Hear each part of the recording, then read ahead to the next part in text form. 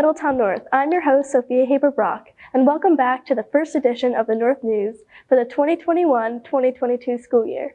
Here is an introduction to our first story that recently took place on location in Red Bank.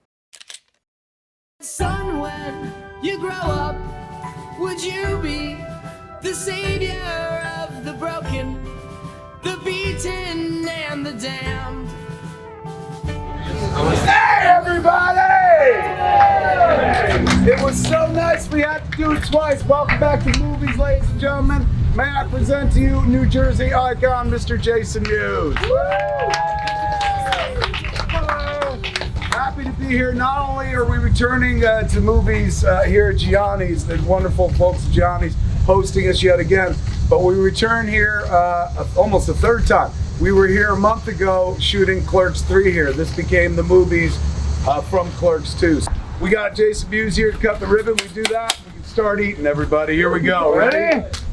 Count of 3. 3, 2, 1. Stugan! Welcome to Movies, folks. We'll be taking pictures right over here. This summer, Kevin Smith was back with the cast of Clerks to film Clerks 3 and Leonardo at the Quick Stop. After filming ended, Kevin and the crew brought back the movie's restaurant back to Gianni's Pizza in Red Bank, New Jersey for another week. People came from all over to experience the fictitious restaurant brought back to life. I had the chance to interview the Jay and Silent Bob characters Kevin Smith and Jason Mewes at Movies. Today we're at the Movies pop-up shop in Red Bank, and I'm here with Jason Mewes. Kevin Smith. Can you just talk about why we're here today?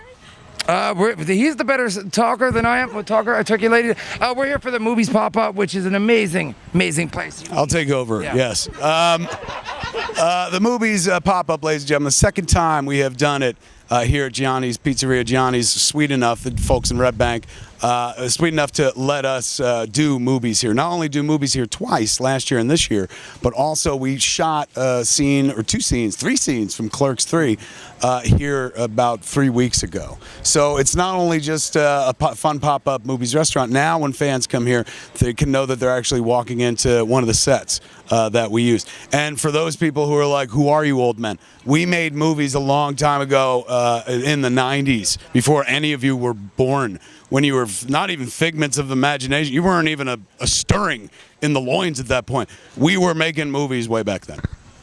And how was it filming Clerks 3? It was very enjoyable. It was nice. It's been years and years. I mean, the first one was what? How many years ago? 28 years ago we made the first one. I don't know. I had a blast. Always playing our characters, which is Jay and Silent Bob. Is always very enjoyable because I get to spend a lot of time with this man, and everyone. Dante Randall, who's Jeff Anderson, and Brian O'Halloran. They're great because I don't see them on the regular. So to spend 2 months with them, so much fun. I love it. I can't wait till y'all see it.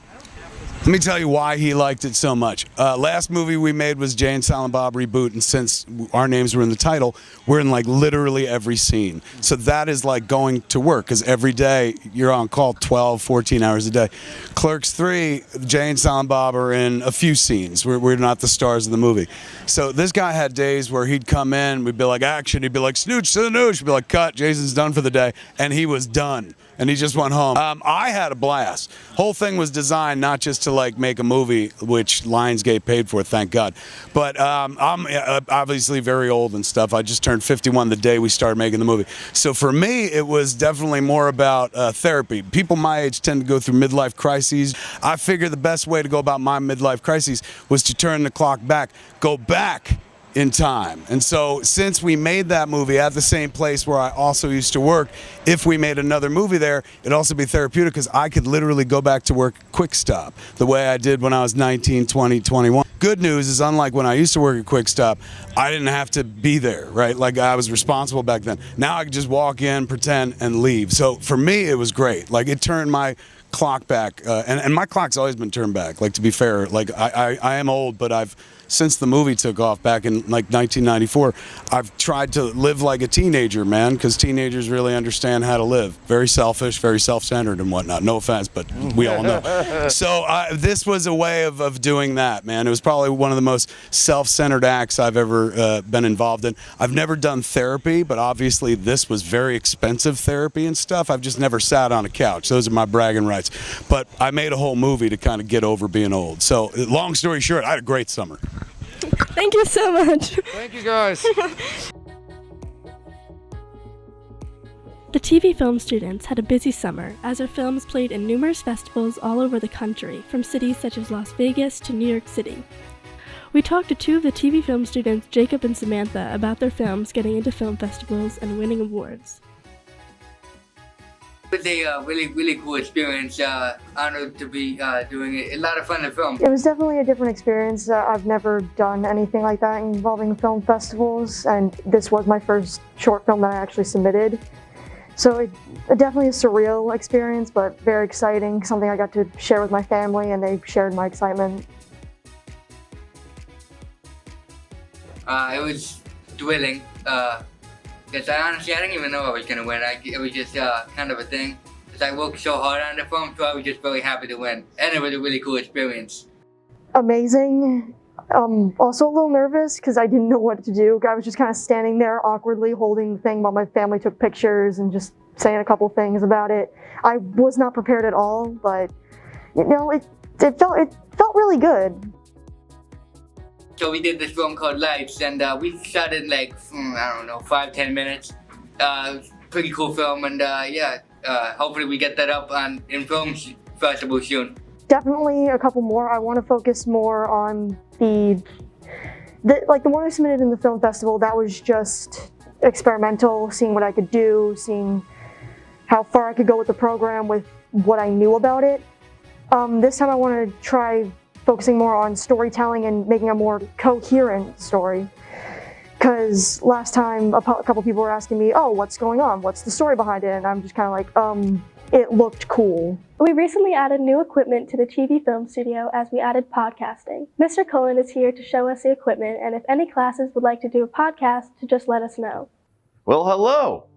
I'm Mr. Cullen, and welcome to our editing room. Right here in front of us, we got something new. This is our podcasting equipment that we just got in. This is a mixing board. Why don't we take a closer look? Yes, right now we have 2 microphones set up.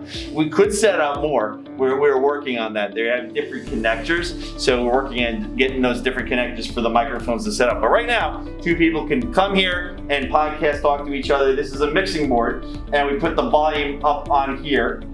So we have 2 microphones here, microphone 1 and 3. You just make sure that it's on record, and this is the master right here. We have it all plugged in. We have an SD card inside here. You just talk in, you hit record, and you have some nice sounds. Of course, you put the headphones on. Once you put the headphones on over your head, you can hear the other person nice and clear, and you can create a podcast. You can edit it as well.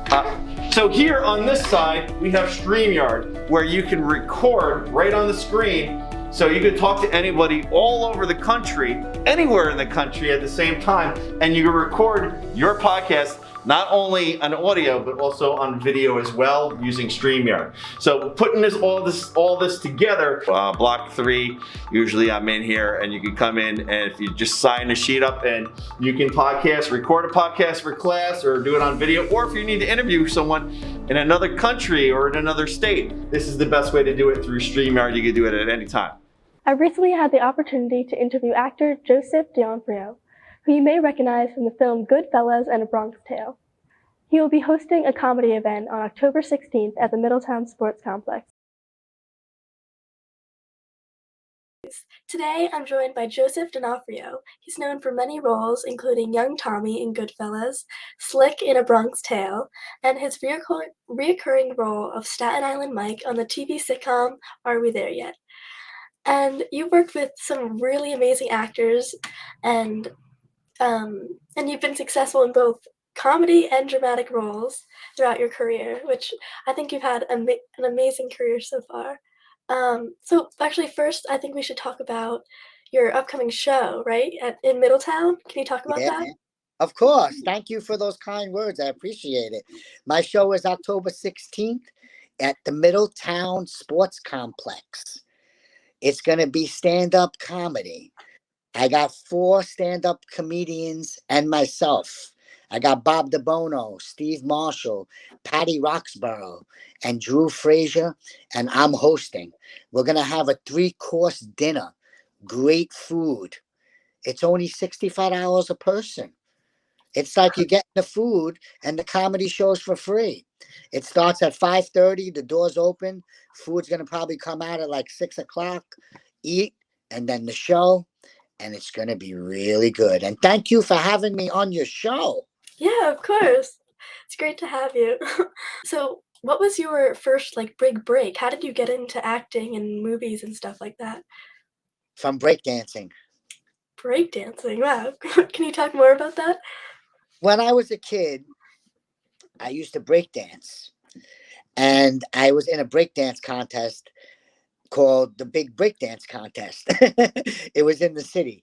And me and my friend came out like, I don't know, like 8th out of like 500 people. And a manager had seen me and she wanted to represent me. So we did a couple of commercials breakdancing. And that led to me auditioning for movies and TV shows. And that's how it started. And what was your first like movie experience? Teenage Mutant Ninja Turtles. I played a movie hoodlum. I robbed a lady's pocketbook and then the turtle beat me up. Wow. And then I know you have a really good connection with Robert De Niro, right? Pretty much. So how did Teenage Mutant Ninja Turtles turn into you working on his movies? Well, I auditioned to play young Joe Pesci, and I look so much like Joe Pesci. And so they got me to do the part. I auditioned.